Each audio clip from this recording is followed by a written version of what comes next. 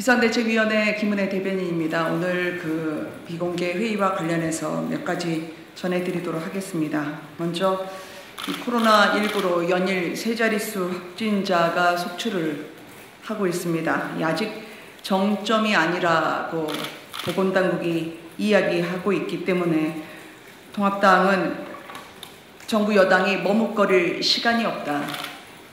이 4차 추경 재난지원금에 대해서 조속히 결정을 내려줄 것을 촉구합니다. 무엇보다 자영업자 그리고 소상공인 폐업 위기에 몰리고 있습니다. 특히 전에 없는 피해 확산으로 국민들의 시름이 깊어지고 있습니다.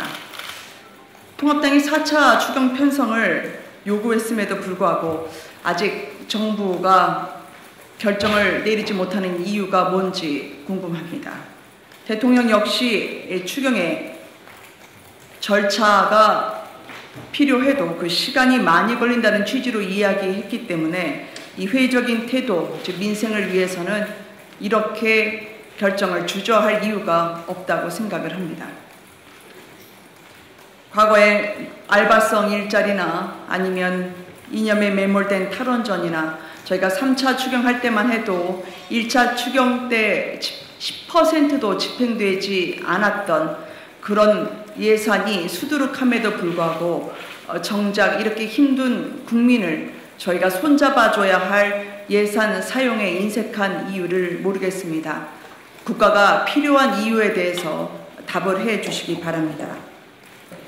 지금 특히 중소기업, 소상공인, 자영업자의 위기가 전보다 훨씬 심각합니다. 그리고 맞벌이 부부의 경우에도 지금 많은 목소리가 들려오고 있는데 몇 가지를 좀 전해드리고자 합니다. 원래 1학기 때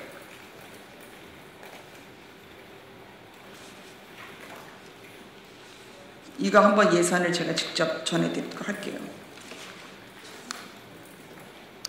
저희가 미래통합당에서 이 코로나19 위기 탈출 민생지역법이라고 해서 1차 발의를 했던 게 있었습니다. 그 안에는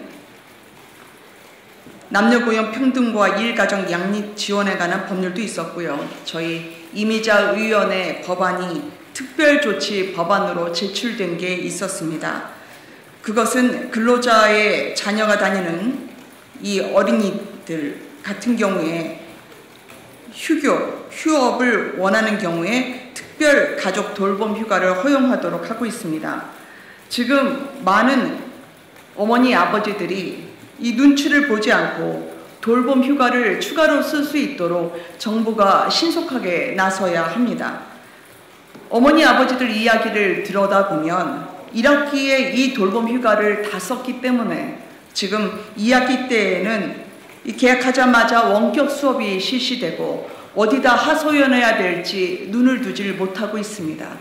이렇게 낭떠러지에 선 심정으로 서 있는 맞벌이 부부를 위해서라도 저희가 특별조치 법안, 즉 코로나19로 휴교 또는 휴원하는 경우에 근로자가 가족 돌봄 휴가를 신청하게 되고 여기에 대해서 정부는 즉시 고용노동부 장관이 고시하는 기간으로 휴가를 주도록 하는 특별조치 법안을 저희가 발의를 한 상태입니다. 정부 지원으로 유급 휴가를 원칙으로 하고 있습니다. 우물쭈물할 때가 아니라고 생각합니다. 지금 코로나로 인해서 전대미문의 위기를 맞고 있는 맞벌이 부부 그리고 중소상공인, 자영업자, 소상공인들을 위해서 정부가 저희 통합당이 제출했던 코로나19 위기 탈출 민생 법안에 대해서 즉각적으로 국회에서 통과될 수 있도록 그래서 국민을 향해서 여야가 함께 손을 모으고 힘을 또 합칠 수 있는 그런 계기를 앞당겨 주시기 바랍니다. 국민의 여망과 전혀 관계가 없는 법안들을 날치게 할 시간에 민생 법안을 조속히 통과할 수 있도록 정부 여당은 민주당은 화답을 해 주시기 바랍니다. 저희 비대위에서 오늘 의결했던 사안이 두 가지가 있었습니다. 약자와의 동행위원회가 오늘 의결됐습니다. 약자와의 동행위원회는 이 소외된 사회적 약자의 어려움을 공감하고 현안이 발생하면 당에서 즉각적으로 대응하기 위해서 비대위 산하에 설치하는 것입니다.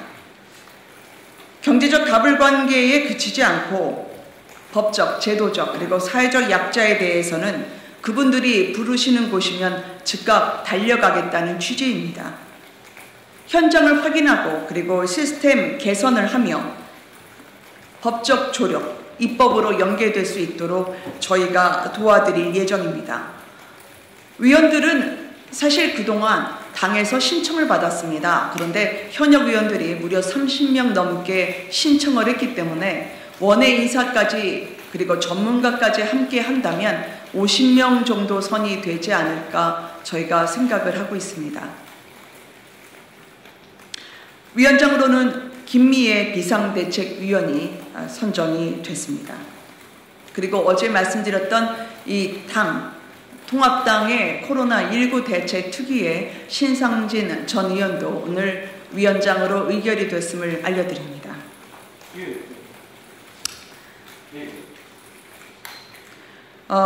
저희가 감염병 예방 및 관리에 관한 법률, 그 다음에 약관 규제에 관한 법률, 농업, 농촌 및 식품산업 개선법, 이건 이제 학교에서 무상급식이 감염병 등의 원인으로 중단되면 취약계층에게 식품 구입을 지원하는 겁니다.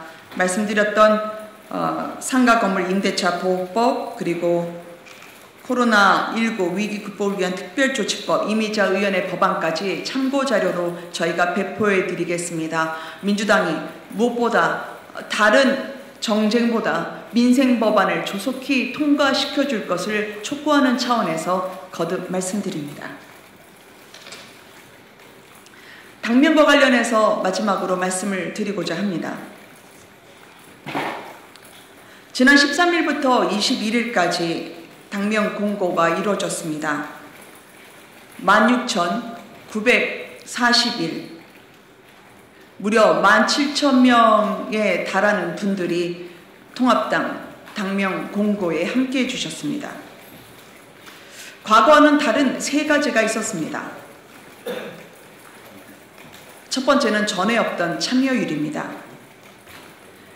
2012년 여당 시절에는 만여 건 정도에 불과했는데, 그리고 2017년 자유한국당 시절에는 5,800건 정도였습니다. 이번에는 새로운 당명 공모에 약 17,000건의 상당히 폭발적인 화답을 해주셔서 감사드립니다. 저희가 더 갈 길이 멀지만요.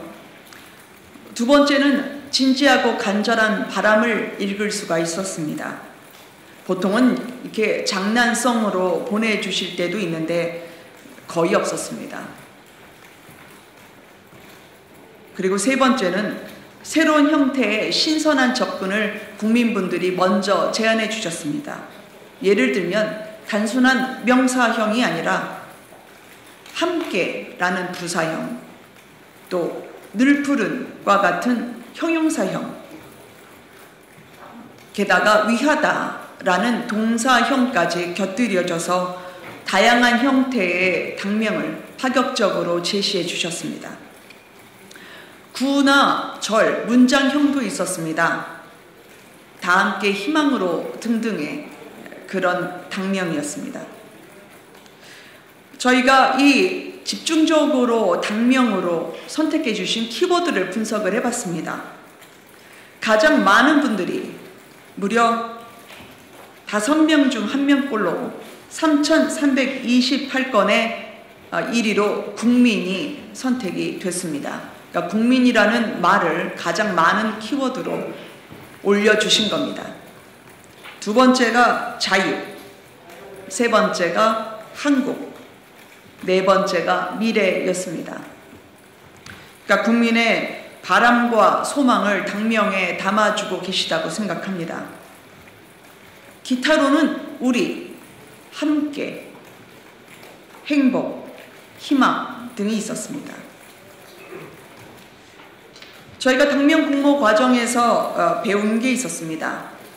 총선 참패 후에 통합당의 변화 그리고 쇄신의 움직임에 대한 국민의 체감도가 함께 올라가고 있어서 감사드립니다.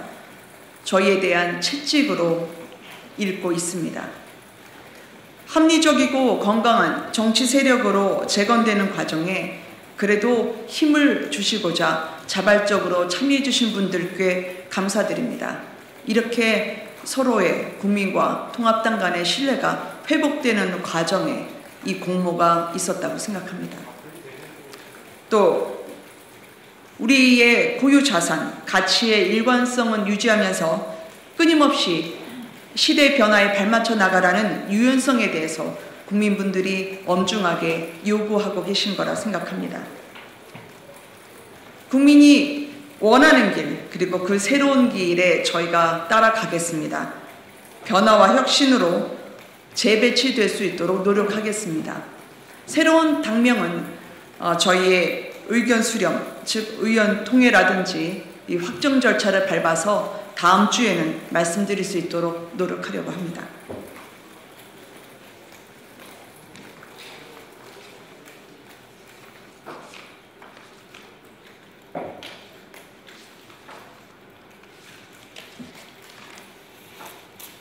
예, 브리핑 마치도록 하겠습니다. 옆에서 질의응답으로 다시 뵙겠습니다.